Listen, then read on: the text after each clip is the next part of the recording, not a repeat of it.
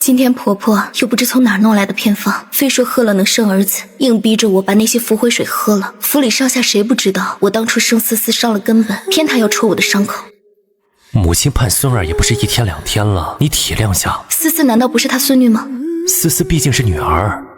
女儿怎么了？我爹娘当初膝下不也只有我？我每日上朝处理事务已经很累了，你非要事事都与我论，你与母亲谁是谁非吗？算了，不吃了。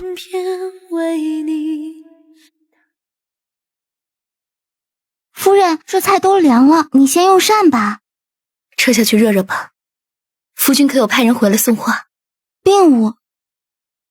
今日府上的马车坏了，大人说要自己走回来。夫人再等等，大人应该快了。我去接他吧。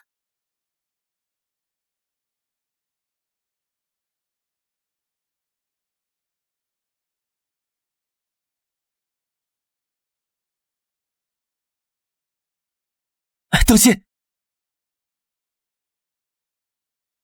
天里黑，瞧不清人，您和夫人没事吧？不是夫妻。你与这位这般不避嫌，这怎会不是夫妻啊？你这位大哥，长中行车本该慢些，伤着人就不好了。夫人教训的是。夫人，你夫人在那儿呢。阿欢，你听我解释，我与女先生只是半路巧遇，他害怕才与我同行了一段，并非你想的那般。我想的哪般？你定是想的龌龊了。连路过的车夫都说你们登对，你要说我多想？颜正清，我再如何也是读了些书，懂些礼法，我不会深更半夜去缠着别人的夫君说夜路难行。于一欢，你非要如此狭隘吗？你自己不也怕黑吗？原来你还知道。阿欢，是啊，我也怕黑，可我的夫君让我等到天黑了才冷了。我挑着灯笼出门一趟，竟也将那车夫的车轱辘碾碎了。别哭，我对他从无逾矩，平日闲谈也只是问问女儿课业，你相信我好不好？我与你才是夫妻，你才是我夫人，我们回家好不好？思思还在家等我们。爹爹为何要去书房睡？是和娘亲吵架了吗？没有。娘亲，您不该和爹爹置气。什么？士农工商，商是最末的。娘亲嫁给爹爹本是高攀，更别说操持后院侍奉婆婆，你什么都做不清楚，爹爹根本指望不上你。你怎么会这般说？是谁教你的？没人教我，我自己看得明白。书上说，身为女子该3从4德，出嫁从夫。爹爹每日为了我们那么辛苦，你不知体谅，还处处给他脸色，你不配为人妻。颜思思，这是你和母亲说话的态度。你以为我很想当你女儿吗？我宁愿没有你这样的母亲。你说什么？我说我宁愿没有你这样的母亲。你打呀！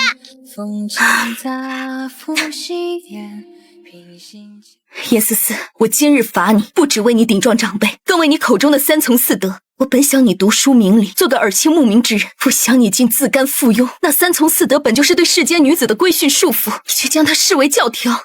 出嫁从夫，与人为妻，你当是什么顶好的事？若一朝遇人不淑，婆母搓磨，夫君冷待，你当如何？四方的天困得住人，困不住情，待真情散尽，届时你又当如何？你若从此刻就叫那3从4德束缚了手脚，也不过是一只笼中雀。往后不是你选了3从4德去遵守，是你只能3从4德去换人亲眼相待，仰人鼻息的日子，你以为好过吗？如梦来满城烟光。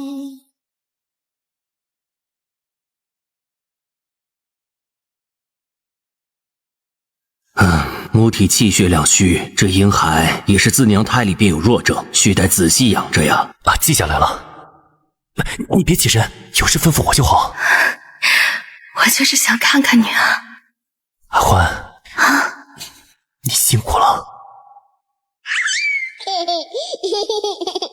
我10月怀胎，产下1女，婆母本就心存不满，后不知从何得知此番产女伤了根本，几次3番上门来闹。自古男儿顶门立户，她生个女儿有什么用？赔钱货！还有啊，生个孩子哪就那么娇气了？想当初我刚生完你的时候，都还下地干活呢。我看他就是仗着你疼他，可着劲儿做。母亲，一晚难得睡得安稳，你别在这闹。他以后若生不下儿子，那我们严家岂不是要绝后了？你可不能。男孩女孩都是我严家血脉，是我严正清的孩子。你以后莫要再说这种话，免得伤了叶欢的心。来人，送老夫人回去。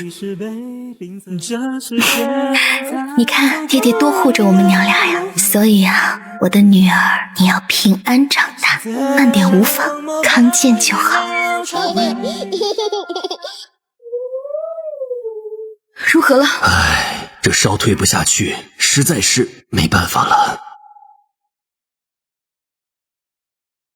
没办法了？什么叫没办法？怎么能没办法呢？我磕磕绊绊把他养到3岁，每日仔细将养着，生怕他出了什么闪失。他今晨起来还好好的。夫人，你别急，你先别急。正清，那是我们女儿，她还那么小，我那么努力生下她。城里那么多大夫，一定有能救我们女儿的。那日众多名医会诊，却未给她谋求到一丝生机。大夫来了走，走了来，连同我的心一样，铁坠谷底，再无起伏。直到忽而想起我幼时命悬一线时，兄长曾为我求来一道平安符，人在绝境时，便也只能将诸般希冀寄望于神明。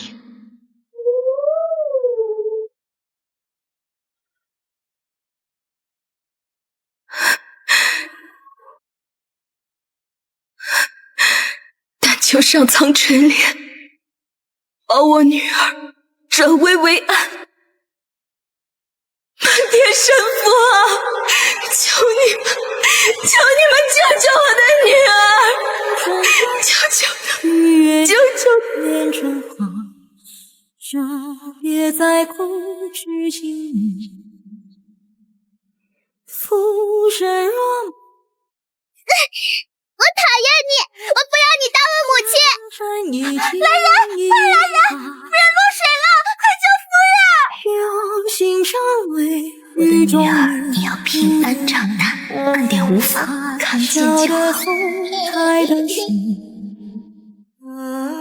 严思思，我是你母亲，我10月怀胎拼命生下你，沿着你自幼体弱，我是捧在手里怕碎，含在嘴里怕化。你3岁时被一场风雪诱发病因，一连数日高烧不退，是我3步1叩为你求来平安符，我夜夜不敢合眼，生怕再睁眼就瞧不见你。我只差将心投给你了，我哪里对不起你了？你就这么恨我，恨不得我去死？说话！爹，你别这样凶他，他还是个孩子。许是你白日罚他过重，气上心头就不知轻重了些，你又何必同一个孩子这般疾言厉色？你闭嘴！我在问你，回话。是你听不进别人劝告，我说的又没错，你才让我罚站。别人家的娘亲都会哄着孩子，就你每次都批评我，你不是好母亲。楚先生就不一样，他从来不会逼我喝很苦的药，不会因为我背不出书就训斥我，不会不准我吃喜欢的糕点，他总是温温柔柔的，会给我讲有趣的故事，还会夸我聪明。娘亲只会管着我，什么都管着我，我宁愿楚先生做我母亲。严思思，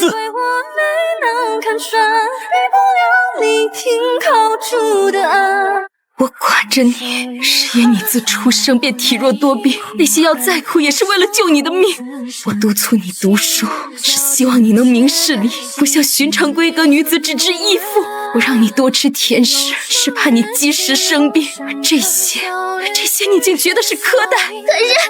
可是楚先生说，女孩子不要那么辛苦，将来找个好夫婿才是正理。他说娘亲那样是不得变通，自己过得累，也让身边的人累。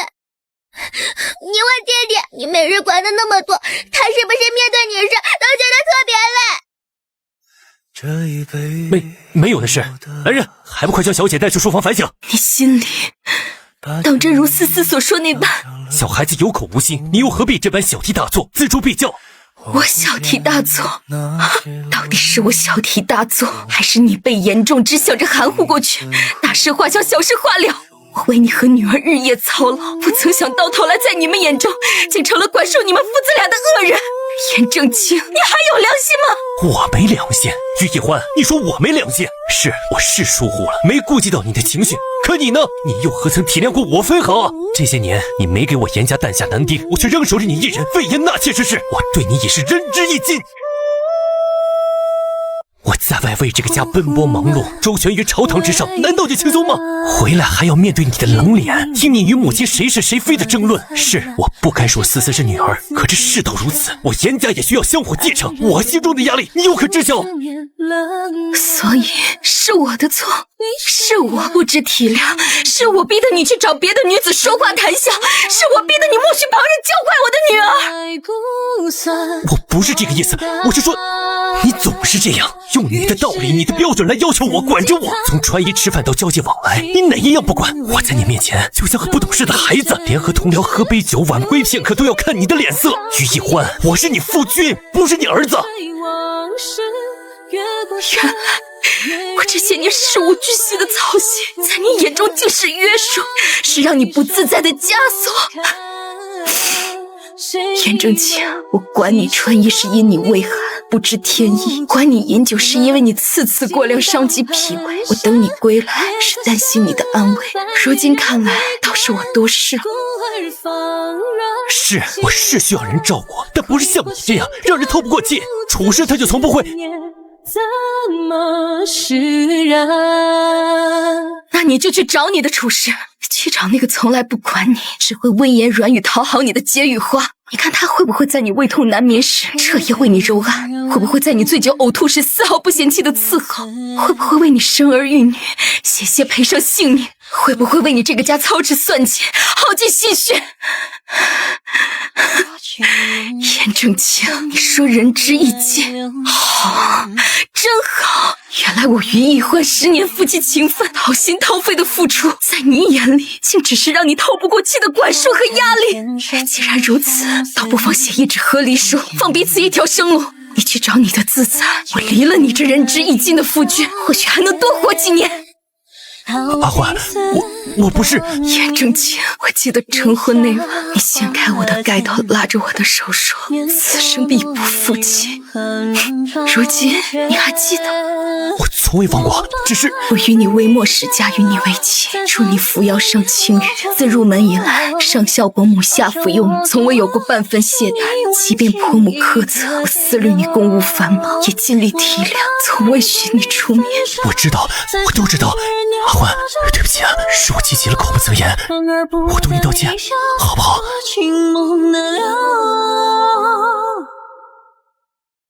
客官，吃饭还是打尖啊？我只多会儿雨，一小气便走。去，没钱还想见我们屋头躲雨啊？别挡了我们财神爷的路啊！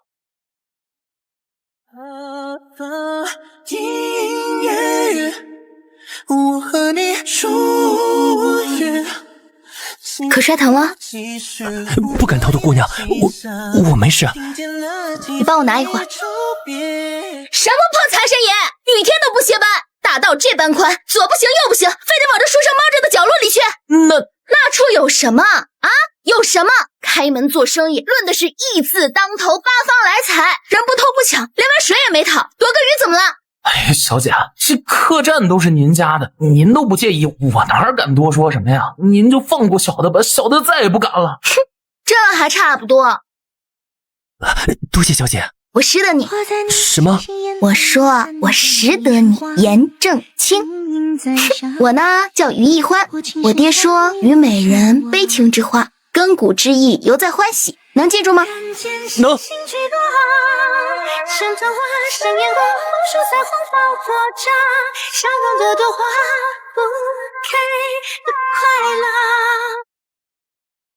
米都涨价了，你倒是实诚。我有点好奇，你为什么会愿意10文钱帮人写家书？将士们远在边塞保家卫国，是百姓的英雄，可国下世家，他们也不过是谁人的父亲、儿子、兄弟，又或是夫君，人与人之间怎会不牵念？说几个薄字便能解相思，何乐不为？既然家书不比寻常物，何不多要些？啊！我要是你，1两银子也要得。据我所知，严公子家中并不宽裕。于姑娘，并非所有事都能当成生意来做。严公子，读书从事也不过是为了弄权敛财，人行于世本就处处都是生意。于姑娘，我不知你这言论从何而来，可我若能读书从事，定会不忘来处，清廉为冠。人与人之间，真情实意比金银难得。那日于姑娘仗义相助，我便以为姑娘是性情中人，现下想来，是我武断。哎，严公子不愧是读书人，才高行洁，出尘不染。方才对不住。你故意的？是，做善事很多人都会，但真心做善事的人很少。严正清，你这般的人不该因金银而被诱于窄小之处。我祝你扶摇直上，可好？为什么？为人间有真情，为清官常在，更重要的是为严正清啊！严正清，你告诉我，你口中的不负究竟是不负什么？是不负你严家的香火，不负你母亲的期盼，还是不负你左拥右抱的齐人之福？阿欢，你明知我不是，我与那楚香文绝无勾结。有无勾结还重要吗？你的默许纵容已经把他捧到能蛊惑我女儿，离间我们母女的地步。你的不负让我等得凉了菜，冷了心，连命都差点丢在自己女儿手里。严正清，你方才或许是因为气上心头，口不择言，但我却非气话。我们和离吧。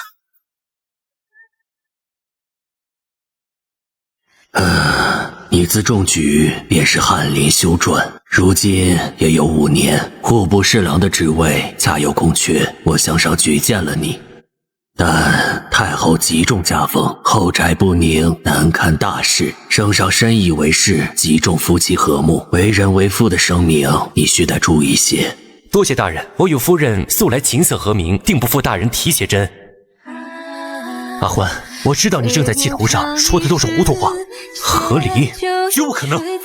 严大人是觉得我于易欢连求娶的资格都没有了吗？不是你没有资格，而是你我一朝和离，你让我严府颜面何存？我在朝中同僚面前如何自处？于是他那帮人正愁找不到弹劾的由头，结发夫妻骤然离散，你让圣上如何看我？一个连家宅都治理不平的官员，又如何能担当重任？所以严大人的官伤比我的性命还要紧。阿欢，何必说得如此严重？我知道你受了委屈，我会补偿你。母亲那边我会严加约束，楚香文我明日就打发她出府，永不让她回来。思思年纪小，受人蛊惑，我们慢慢教，总会好的。这府里以后只你一人，然后呢？继续做你体面的严夫人，守着这冰冷的宅院，看着你们父慈女孝，假装一切都没发生过。严正清，你的官生是生，我的命就不是命了吗？我的心就不是肉长的吗？那你想我如何？难道真要闹得满城风雨，让所有人看笑话，让你我乃至于家都成为京城的谈资吗？阿欢，你向来识大体顾大局，识大体顾大局，就是让我打落牙齿或血吞，咽下所有委屈，成全你严大人的锦绣前程。我告诉你，严正清，这个大体，这个大局，我不识了，也不顾了。我要与你和离。于易欢，别这样任性。律法有云，夫妻一决方可由官判离，你我之间尚未至此。这和离书我不写，你便走不了。你是我严家父，生死都是。好一个生死都是。严大人既然要讲律法，那便讲吧。我累了，严大人请回吧。只是这夫妻情分，从今日起尽了。哎呀，好你个严正清啊！我辛辛苦苦把你拉扯大，供你读书做官，如今你为了个不下蛋的媳妇儿，就要把你新娘赶出家门，天打雷劈的不孝子啊！你读了那么多圣贤书，都读到狗肚子里去了。母亲，您在家中日日生事，搅得家宅不宁，甚至纵容外人教坏思思，险些酿成大祸。却别愿清静一段时日，对您对这个家都好，儿子这也是为了这个家着想。我呸！为了这个家，我看你是为了屋里那个丧门星，他给你灌了什么迷魂汤啊？连娘都不要了！我告诉你，只要我活着一天，他就别想安生。还不快将老夫人送上马车，送去别院！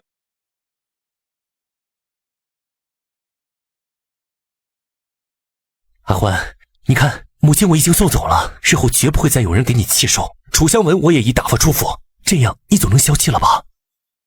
严大人行事果然果决。你这是什么意思啊？我这样做不都是为了你吗？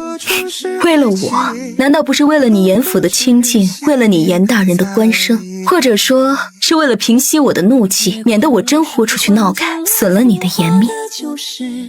阿欢，你怎能如此想我？我自然是心疼你受委屈。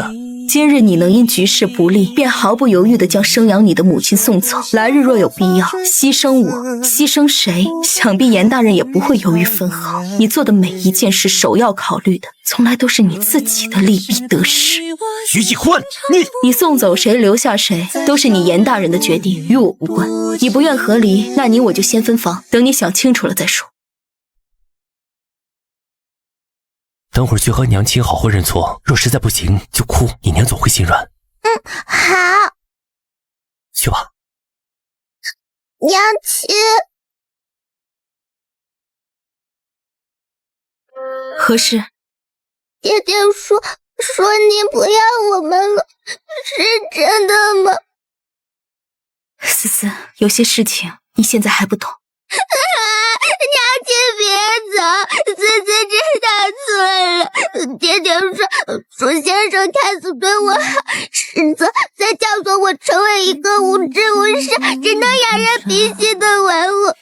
娘亲才是真正为我尽深远，盼我即便离了父兄家族，也能独立于世的人。世是真的知道错了，再也不听照娘亲了。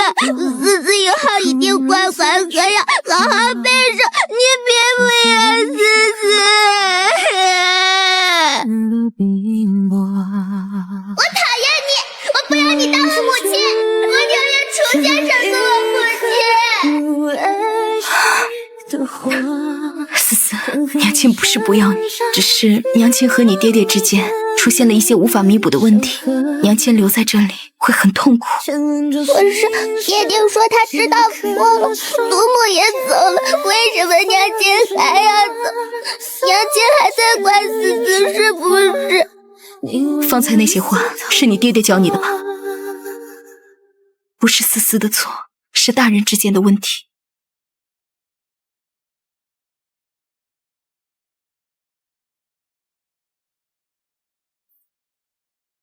你爹爹他或许是个好官，但并非良人。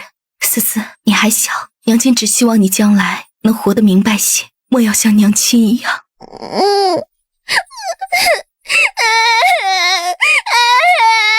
于以欢，你的心是石头做的吗？女儿这般苦求你，你都无动于衷，你就如此铁石心肠？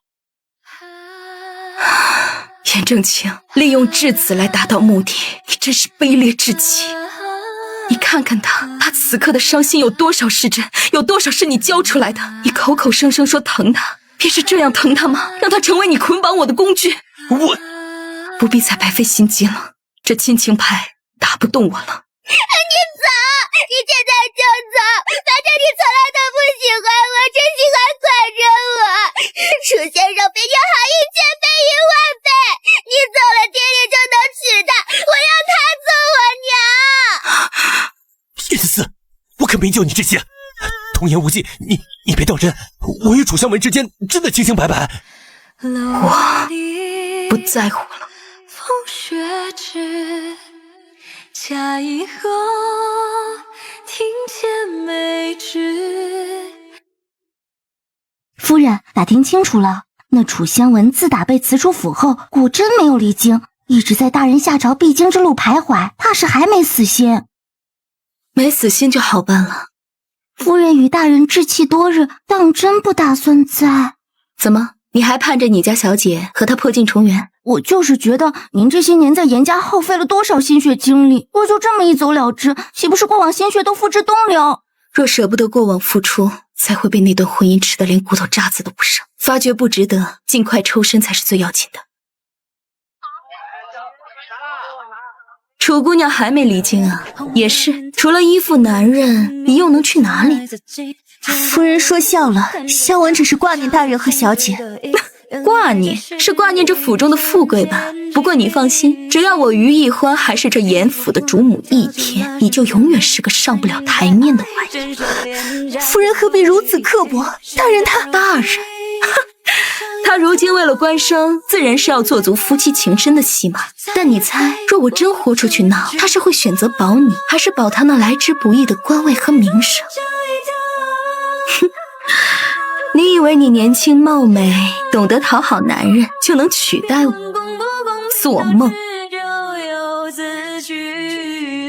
大人之心，岂是你能左右的？能不能左右，你大可以试试，看看他是要你这点新鲜劲儿，还是要他苦心经营的官升体面。只要我不死不和离，就算你爬上他的床，生了10个8个儿子，也一样是没名没分的野种。哼！这辈子你都别想越过我去。严正清爱惜羽毛，说他不合理，我怕是难有出头之日。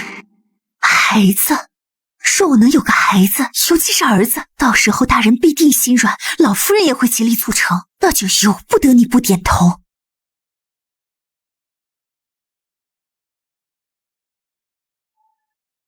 大人，饮酒伤身，用些汤羹暖暖胃吧。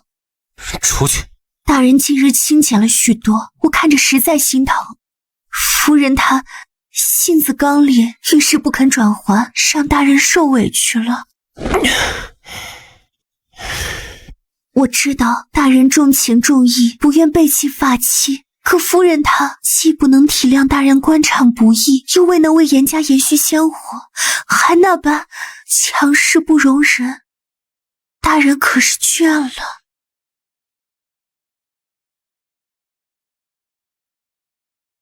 大人，香文不要名分，什么都不求，只求能留在大人身边，哪怕为奴为婢，只要能稍稍宽慰大人之心，于愿足矣。若上天垂怜，能赐下一儿半女，延续严家血脉，香文此生便再无憾事。若大人不愿，香文立刻远远走开，绝不叫大人为难。你当真什么都不要？香文只要大人片刻垂怜，愿以此事借大人万酬。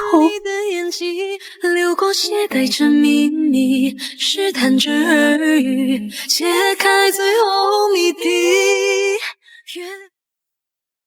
如今严府上下都在传，说那楚氏有身子了，您怎么还坐得住啊？他倒是不让我失望，也不枉我给他这机会。夫人，若他真生下儿子，只怕他……怕什么？我正愁没机会脱身，他这胎来得正好。你去想办法让老夫人那边也知道这个消息。他虽在别院，但府里总有他的耳朵。我就知道，正清不会真守着那个不下蛋的母鸡。香文那孩子一看就是个好生养的，快备车，我要回府，我的金孙可不能有半点闪失。哟，还摆着大夫人的架子呢！哎呀，我们严家真是倒了8辈子血霉，娶了你这么个善妒不容人的媳妇儿。见过夫人。哎呦，你如今怀了我们严家的金孙，就是最大的功臣。于是识相点，赶紧把正院给我腾出来，让香文好好安胎。你自个儿搬到西边小院去，以后晨昏定省，好生伺候着。若是香文和她肚子里的孩子有什么闪失，我唯你是问。何必在意太凌厉？婆母，别说什么，楚姑娘有了身孕。哼，装什么装？赶紧给我！夫人，您怎么了？快来人啊！夫人晕倒了！怎么回事？好端端的怎么会晕倒？回大人，老夫人带着楚姑娘过来，说楚姑娘有了身孕，是严家的功臣，让夫人立刻腾出正院给楚姑娘养胎，还要夫人日后晨昏定省去伺候。夫人一听就气得昏过去了。于是你少在那里装死卖活，成婚这么多年，但没下一个好的，都学会了一身拿桥做台的狐媚子功夫。我们严家真是倒了血霉。如今香文怀了我们严家的种，那是天大的喜事。你作为正妻，本该主动张罗着迎他进门，开枝散叶才是家族大义。你倒好，在这里装晕挡道，你安的什么心？我们严家要不起你这样善妒不容人的媳妇儿。哎呦，这严家老夫人如此凶悍，一嗓子嚎得人尽皆知，严夫人的日子不好过呀。都说家丑不可外扬，这老夫人是生怕别人不知道啊。婆母说的对，是我不孝，未能为严家延续香火。如今楚姑娘既有了身孕，自是天大的喜事。我这就去为楚姑娘安排院落，绝不敢耽误严家子嗣。啊，他与易欢今日怎如此公顺了？你病着添什么乱？好生躺着。母亲，你非要闹得家宅不宁，让所有人看笑话吗？易欢病着，你少说两句。我还不是为了你后继有人。你若真为不好，就不该回严府闹这一出，给外人看闲话笑话。去，送老夫人回别院，把外边看热闹的人散了去。我走可以，但香文和她肚子里的孩子必须留下，这可是我们严家如今唯一的指望。要是他们娘俩出了半点差池，我绝不答应。夫人，楚氏可以留下养胎，但必须安分守己，待在偏院，无事不得踏出半步，更不准再来打扰夫人休养。是。不用请我自己走。阿欢，你看，母亲已经送走了，楚氏那边我会严加管束，绝不让她再到你跟前惹你心烦。她腹中孩子终究是无辜的，也是我严家血脉。大人决定就好。好生照料夫人。无辜的严家血脉，严正清啊，严正清！当初我生思思伤了身子，你抱着我说，男孩女孩都是你的骨肉，只要我平安就好。原来都是假的。一旦有了选择，你的承诺便如此不堪一击。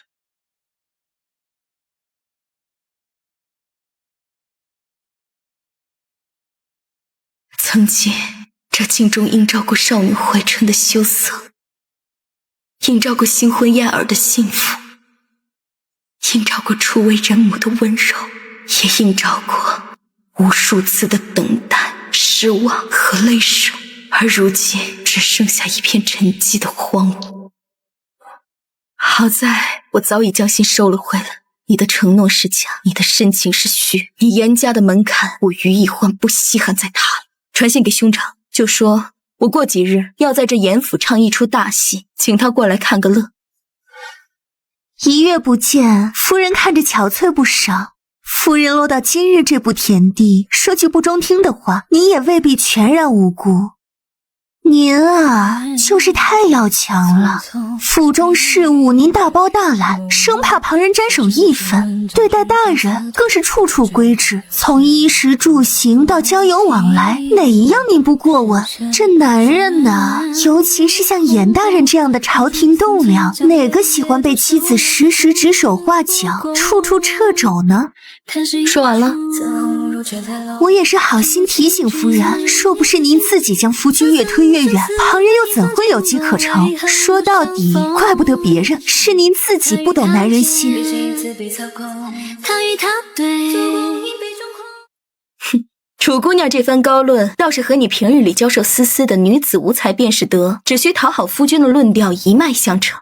可我于易欢持家理事，规劝夫君，皆是为了严府门风，为他的官声考量。莫非依你之见，主母理应放任夫君沉溺享乐，才算得上是懂男人心？我不是这个意思。你蛊惑思思，离间我母女，如今还敢在此大放厥词，严正清瞎了眼看不透你这点心思，我于易欢却是看得清清楚楚。你的好意我消受不起，我只告诉你一句，靠曲意逢迎得来的终是镜花水月。你且看着，没有了我这个不懂男人心的正室在前面挡着，你这朵解语花能在他严府的后院里鲜艳几时？待我生下严家长子，我自是。吩咐你的事办得如何了？已经把消息散去茶楼酒肆了。现如今恐怕满京城的人都知道他严大人家的这桩风流韵事了。他严正清既要脸面不肯和离，那我就撕了他的面皮。楚香文想借此上位，我就成全他们，让他们牢牢绑死。这火烧得越大，我脱身才越容易。于一欢，是不是你私部的消息？严大人动什么怒？楚姑娘有孕是大喜事，何必藏着掖着？难道大人打算让严家血脉一直没名没分？如今正好，全京城的人都替大人看着呢。若大人不给人家一个交代，恐怕严官的折子能淹了您的书房。你好毒的心机！比不上大人您利用女儿纵容外室的手段。如今舆论汹汹，大人若想在朝中立足，唯有两条路：要么一碗药下去，一了百了，保全您的官声；要么风风光光把他抬进来，坐实了这风流债。至于我，一个被夫君背叛、被外室欺辱的正妻，请求和离，不过分吧？想必御史大人和天下百姓都会觉得合情合理。于一欢，你如此处心积虑、迫不及待要出身离开，是不是因为你根本就从未真心爱过？在你眼里，这场婚姻我严正清是不是就如同你于家的一桩生意？有利可图时便费心经营，如今觉得亏了，便立刻止损撤资，毫不留恋。严正清，到此刻你还只会用恶意来揣度我，给自己开脱，真是可悲又可笑。我爱没爱过，你心里当真没数吗？我爱过，爱到忽略门户之见，带着10里红妆嫁入你严家，爱到明知婆母刁难，也一次次忍气吞声，只为你那句体谅。爱到九死一生，生下思思，伤了根本再难有缘，也从未后悔。你说我把婚姻当生意，好，那我告诉你，这桩生意我于一欢投入的是全部身心、前程乃至性命。我费心经营，殚精竭虑，盼的是夫妻和顺，家宅安宁。可你呢？你回报我的是什么？严正清，是你根本不值得我投资。天地老去，流年匆匆如笔，月光没寸朝夕，待花期。恍惚千年未过，随风落入你。哥哥也不认识啊？哥，你来了。来接你回家。清瘦了，他拖着你不肯和离，为什么不找哥哥帮忙啊？得父兄庇佑多年，总该有自己收拾残局的能力。况且当年是我执意随他上京。我念你然，你还是当初那个受了委屈，只知道钻在我怀里哭的小姑娘。这样的你，哥哥看着心疼。小姐，忙了一天了，歇歇吧。如今生意都步入正轨，您不必事事亲力亲为。不能松懈，以前困在深宅，眼中只有四方天地，夫君喜怒，婆母心思。如今才知道，天地广阔，自有无限可能。是呢，如今谁不称您一声于东家，可比之前做那劳神子严夫人畅快多了。畅快与否，倒不在称呼，而是能凭自己心意做事，靠自己能耐立足，不必仰人鼻息，不必患得患失。严府近日如何？还是老样子，鸡飞狗跳。听说严大人官场不甚得意，处事和老太太3日一小吵，5日一大闹。至于小小姐，似乎过得并不开心。有楚氏做他娘亲，他必也算得偿所愿了。宝儿乖，张嘴，再不好好吃饭，也要生气了。连孩子吃饭都哄不好，不能安静些吗？你说的轻巧，这孩子也不知随了谁，脾气犟得很，为顿饭像打仗似的，我拿他能有什么办法？你这官越做越小，连府里下人都裁撤不少，孩子身边少人照料，自然……够了！一顿饭都不让人吃安生了，你是孩子母亲，2个孩子都哄不好，闹得家里成日鸡飞狗跳，不是这不行就是那不行，哪里有一点当年什么？当年于一欢在的时候吗？是，我是比不上他娘家富裕，会打理生意，可夫君别忘了，是他不要你了，是他铁石心肠要和离走人，如今倒是念起他的好了，可惜呀，人家在外面风风光光，怕是早记不得你严正清是谁了。你不可理喻！不哭，你就会凶我，有本事去把官生回来，有本事让于一欢回来啊！冲我们母子耍什么威风？看什么看？有我去把你弟弟衣服洗了。知道了。算了，我去书房。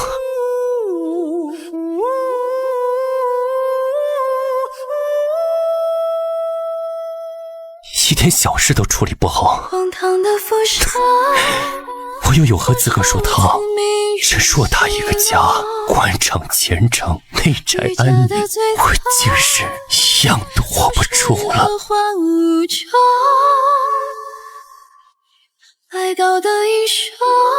就这样吧，能看着他平安喜乐，能名正言顺地站在他身后，替他守住这份家业，让他再无后顾之忧地去翱翔，便足够了。梦再次闪烁。他回来了，就坐在隔壁，呼吸着同一片空气，可感觉那么远。前方哥哥，给你吃。谢谢。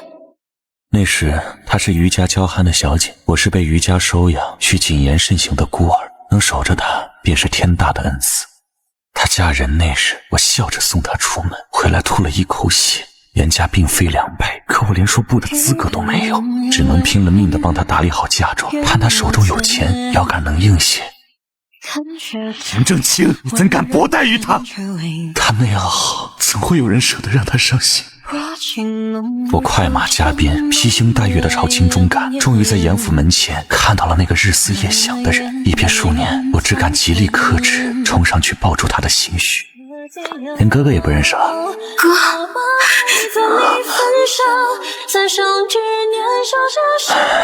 哪里是平安姐在动，是我的心在动。